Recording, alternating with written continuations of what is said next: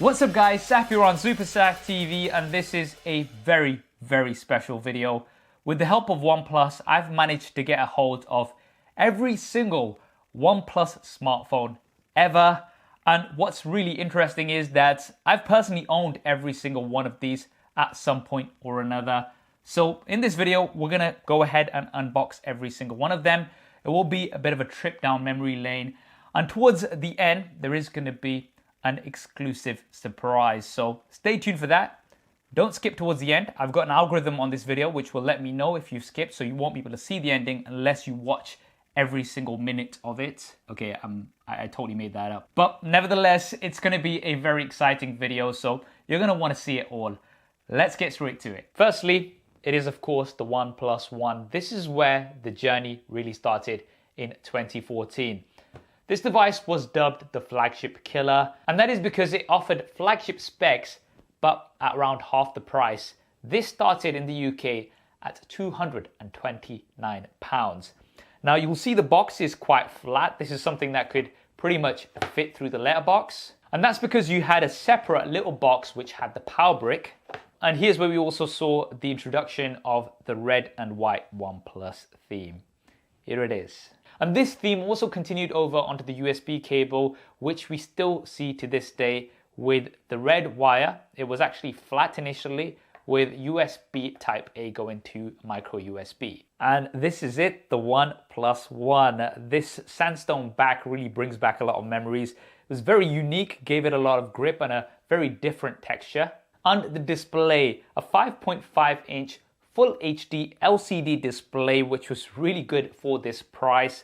And for software, we had CyanogenMod. Now, for those of you guys who don't remember CyanogenMod, it was an open source OS that was built on top of Android, and it allowed lots of little customizations which people actually wanted, something that really made the OnePlus unique. Internally, this was powered by the Qualcomm Snapdragon 801 chipset, which was the flagship chipset at the time, with 3 GB of RAM and either 16 or 64 GB of storage. A single 5 megapixel front-facing camera, a 13 megapixel rear-facing camera with a 3100 milliamp hour battery. Now the OnePlus One, as well as being dubbed the flagship killer, was also dubbed the best smartphone that you could not buy. And that was because it was only available on an invite-only basis. And in my opinion, this was absolute marketing genius from OnePlus, a new player on the market that nobody's really heard of.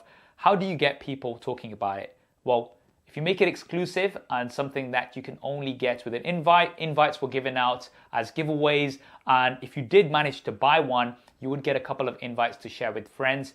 And this really got a lot of people talking about the OnePlus One. But it also made it very difficult to get a hold of. My OnePlus One, I actually had to get it shipped in from China, and that had Color OS on it, and I had to kind of flash it and get CyanogenMod on. But an excellent smartphone. I actually still see people using the OnePlus One to this day. Every one of my brothers had a OnePlus One because it was such an affordable smartphone that offered everything that you really needed. And then in 2015, OnePlus introduced the OnePlus 2. So the OnePlus 2 also came with an option with this sandstone finish back. But what was cool about the OnePlus 2 was that you could actually remove these back covers and replace them with different styles. We still had a 5.5-inch Full HD LCD display powered by the Qualcomm Snapdragon 810 chipset with 3 or 4 GB of LPDDR4 RAM and either 16 or 64 GB of memory. A 5 megapixel front-facing camera, an updated 13 megapixel rear-facing camera, this time with optical image stabilization. And the OnePlus 2 also introduced a few new things. Firstly, USB Type-C. Now, back in 2015, pretty much all devices had micro USB, even a lot of the flagships. And OnePlus really were one of the first to adopt USB Type-C. It's funny because in 2020, there's still some manufacturers using micro USB, which should definitely not happen.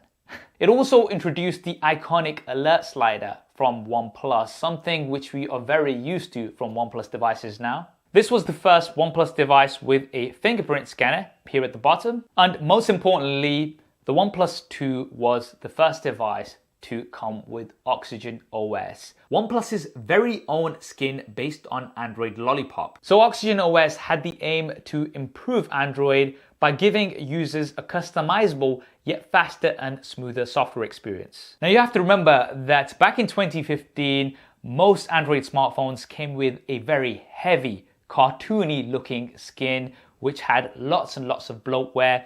And then along comes OnePlus with OxygenOS, which is super clean, super light, and very close to stock Android, but with useful features such as a dedicated dark mode way before this was a thing, app permissions which were not available on Android at the time, as well as on-screen navigation keys. Now it still came in at a very competitive £239, which was really, really good. But once again, it was on the invite-only system. So I remember to get a hold of this myself, I had to get an invite from a friend. And then on my video that I uploaded with this, literally every other comment was, Saf, do you have an invite that you can give me? It was in such high demand, but it was still on that invite-only system, which eventually did go. Now next is a OnePlus device that not everybody will know about because it was just one of its kind.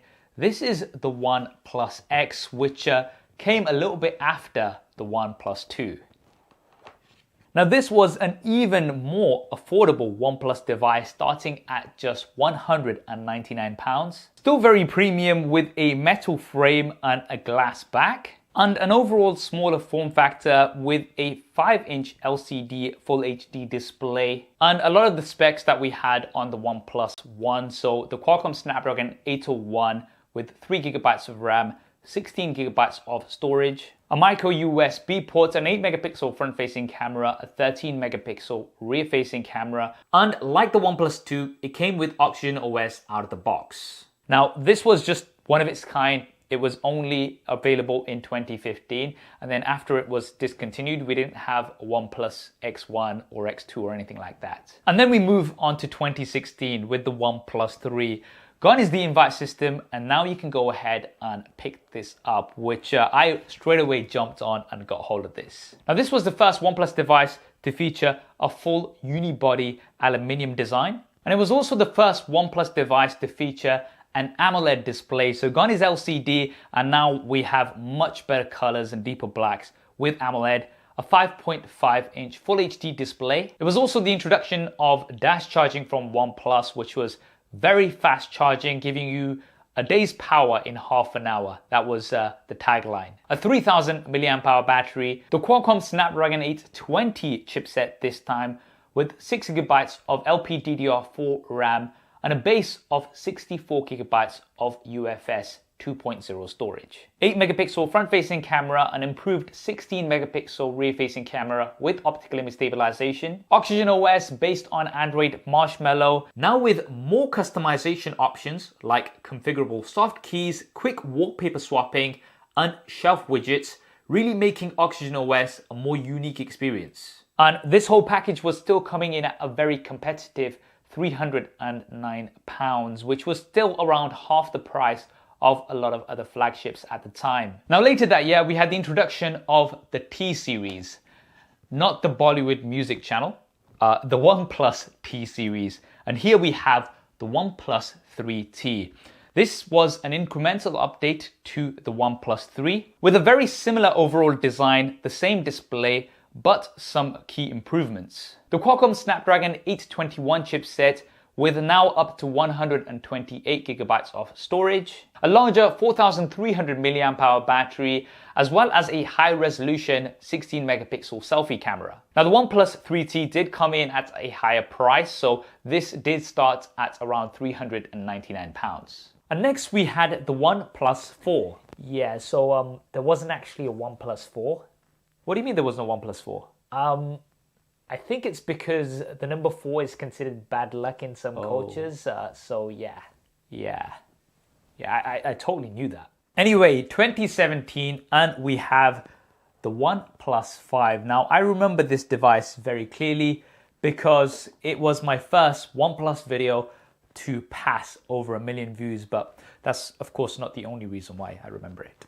Now the OnePlus 5 was the first OnePlus device with a dual rear-facing camera. So we had a 16 megapixel primary camera with optical image stabilization, as well as a 20 megapixel telephoto camera with optical zoom. 16 megapixel selfie camera, once again a 5.5 inch Full HD AMOLED display with a fingerprint scanner here at the bottom. Powered by the Qualcomm Snapdragon 835 chipset with either 6 or 8 gigabytes of LPDDR4X RAM, 64 or 128 gigabytes of UFS 2.1 2-lane storage. OxygenOS based on Android Nougat, continuing the clean, close to stock Android experience, but with even more new features like a reading mode which turned the entire screen to grayscale, a blue light filter for easier viewing in the dark, and a do not disturb mode. And I think this is really for me the time when I started appreciating how fast and smooth the interface was with OxygenOS. An aluminium unibody which was very premium with a 3300 mAh battery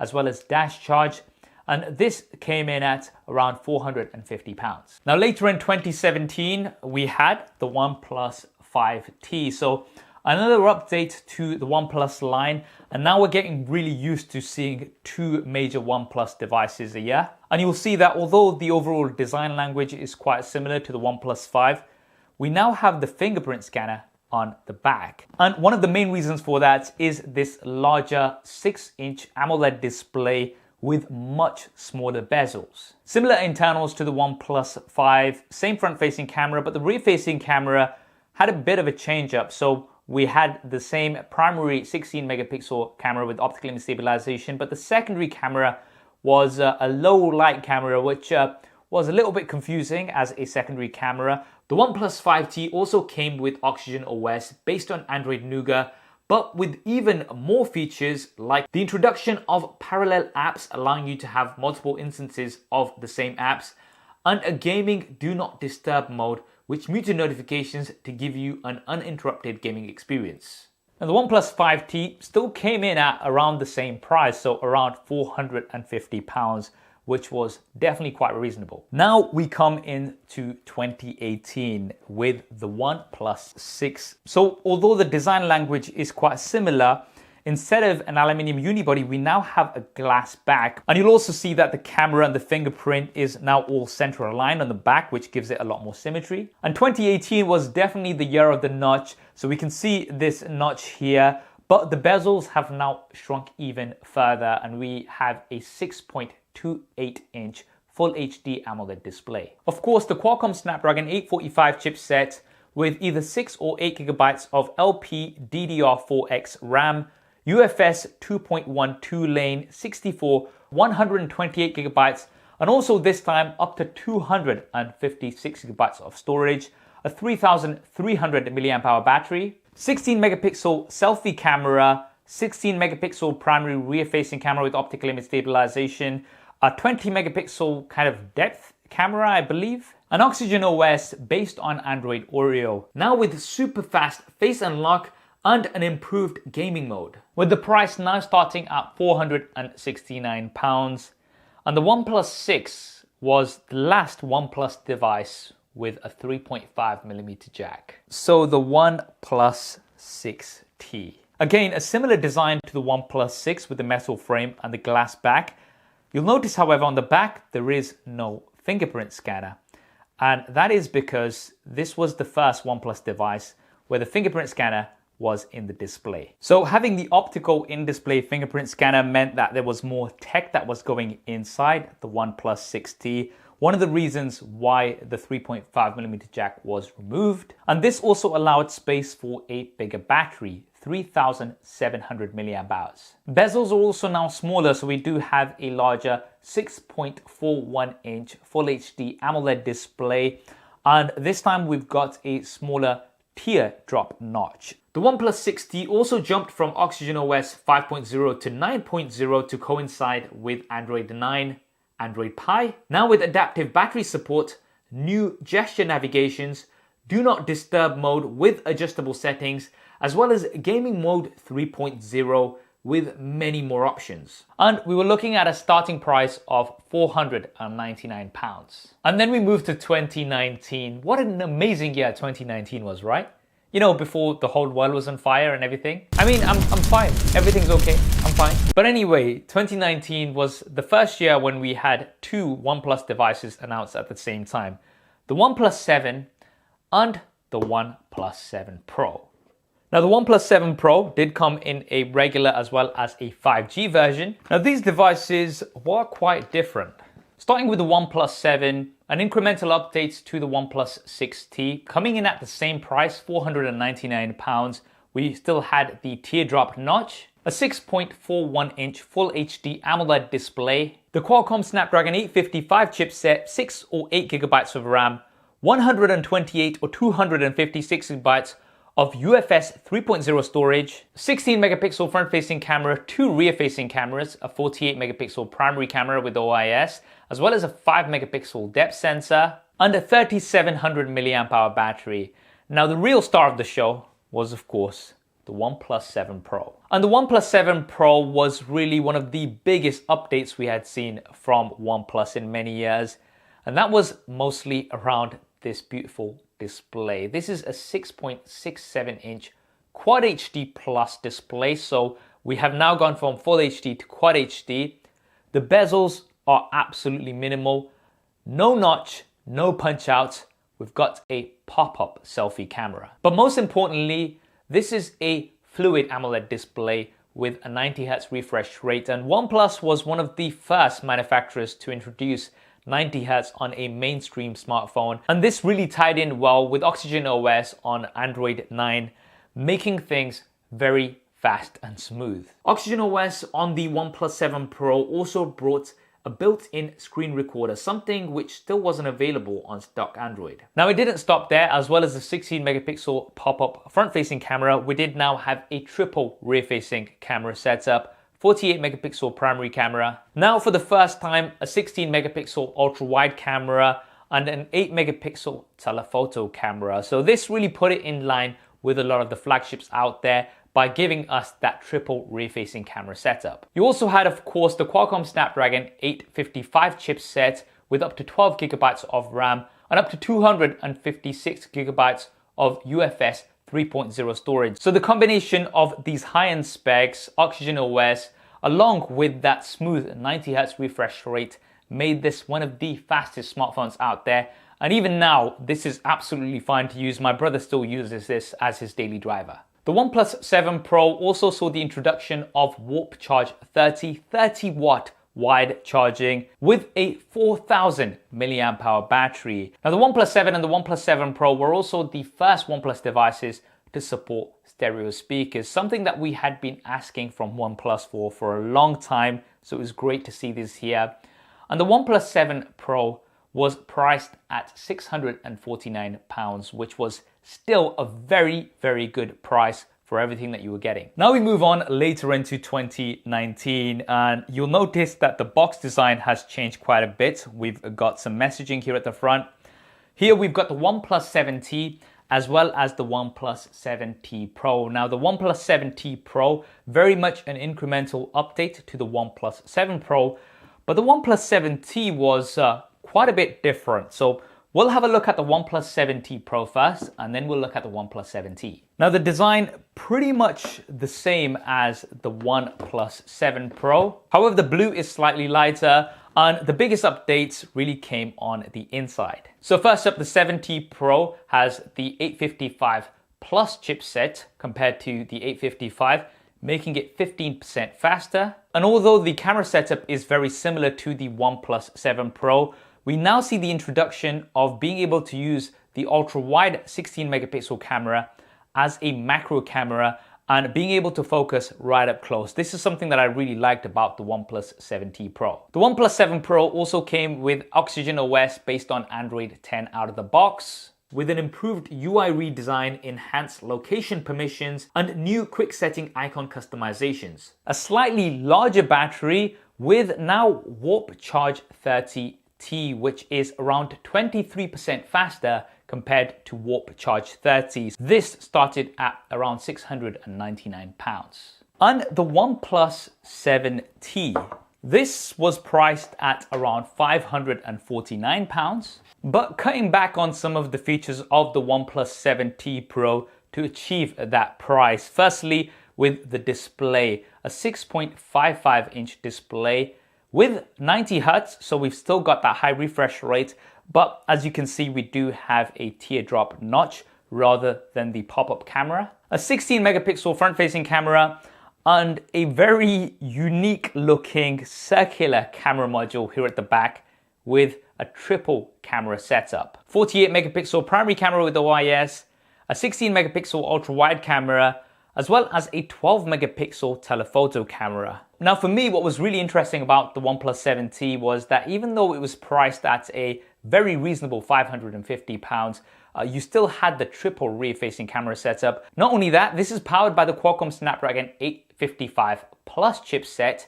with 8 gigabytes of RAM and either 128 or 256 gigabytes of UFS 3.0 storage. And as with the OnePlus 7T Pro, the OnePlus 7T did come with OxygenOS based on Android 10 out of the box. Now we come to the year 2020. I mean, it actually started off pretty good, so let's not complain there. The OnePlus 8 and the OnePlus 8 Pro. Now you'll see that the boxes look very similar and the overall design of both devices is also very similar. So you'll see that we do have a metal frame with this frosted glass back finish, which I'm definitely a fan of, as well as the center aligned camera modules. And also from the front, I almost forgot I had this, I made this wallpaper for the review. Anyway, as I was saying, from the front, very similar as well. Curved displays, minimal bezels with a punch out towards the side. However, the OnePlus 8 does have a 6.55-inch Full HD 90 Hz AMOLED display, whereas the OnePlus 8 Pro has a larger 6.78-inch Quad HD Plus 120 Hz Fluid AMOLED display. Now both smartphones are very smooth and both are also powered by the Qualcomm Snapdragon 865 chipset. Both did come with OxygenOS 10.5 on top of Android 10, and we did finally get an official IP68 water and dust resistant rating on the OnePlus 8 Pro. Now with the cameras, both have a 16 megapixel front facing camera. The OnePlus 8 has a 48 megapixel primary camera, a 16 megapixel ultra wide camera, and this is also where we saw the 2 megapixel macro camera.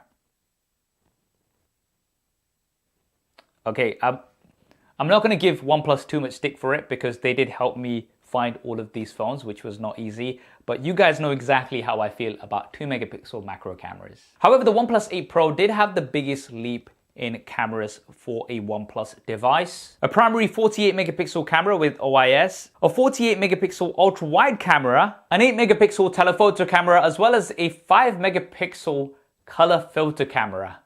The color filter camera was definitely controversial after some people figured out that it could see through thin materials and thin plastics and things like that. All of that's covered in my full OnePlus 8 Pro review. I'll link that in the cards and in the description. Now the OnePlus 8 has a 4,300 milliamp hour battery, does support Warp Charge 30T, but the OnePlus 8 Pro finally gave us what we had been asking for a long time. So not only do we have Warp Charge 30T on the 4,510 milliamp hour battery, for the first time on a OnePlus device, we have wireless charging. Not only that, this is 30-watt wireless charging. Reverse wireless charging is also supported on the OnePlus 8 Pro. And for pricing, the OnePlus 8 started at around £600, whereas the OnePlus 8 Pro in true flagship style started at around £800. And that brings us on to the most recent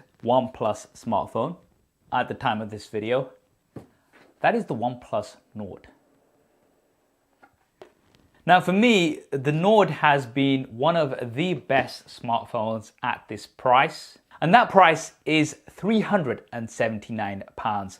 For that, you get a 6.44-inch 90 Hz Fluid AMOLED display with minimal bezels and a dual punch out. So that does mean that you get two selfie cameras, a 32 megapixel primary camera as well as an 8 megapixel ultra wide, a quad rear facing camera setup, 48 megapixel primary camera, 12 megapixel ultra wide camera, 5 megapixel depth camera, as well as that 2 megapixel macro camera.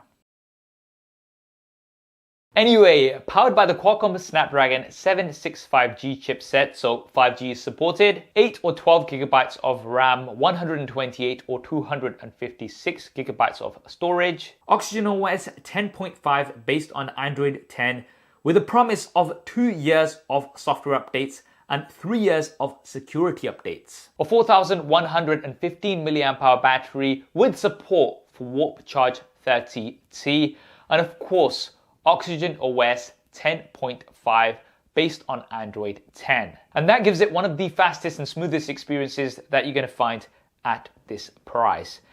And that's all of the OnePlus devices so far. But I did promise you an exclusive, didn't I? So inside this box is nothing actually.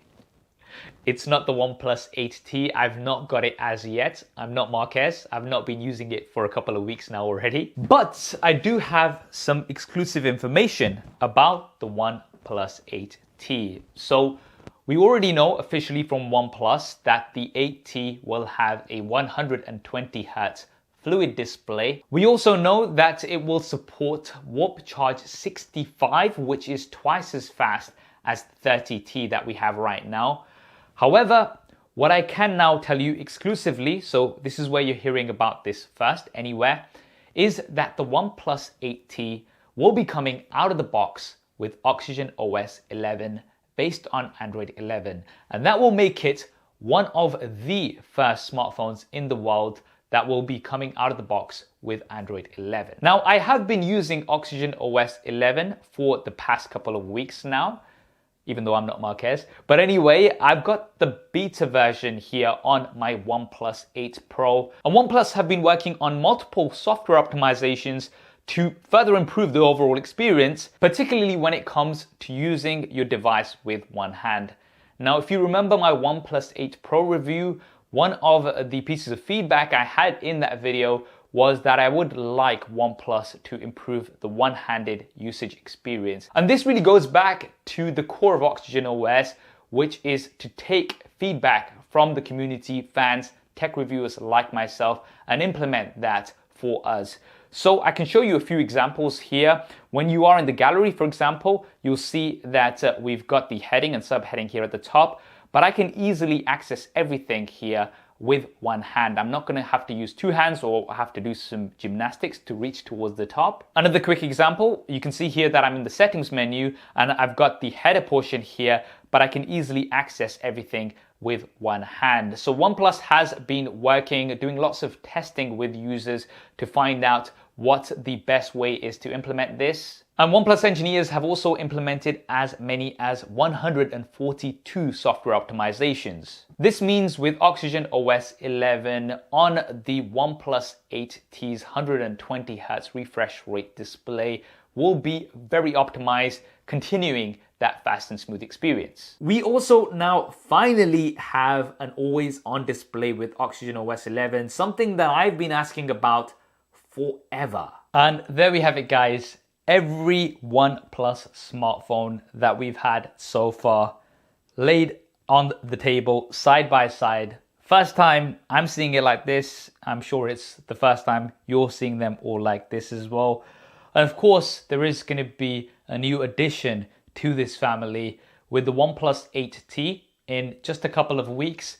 If you want to see that coverage first here on the channel, as soon as I'm officially allowed to talk about it, then do subscribe and hit that bell icon.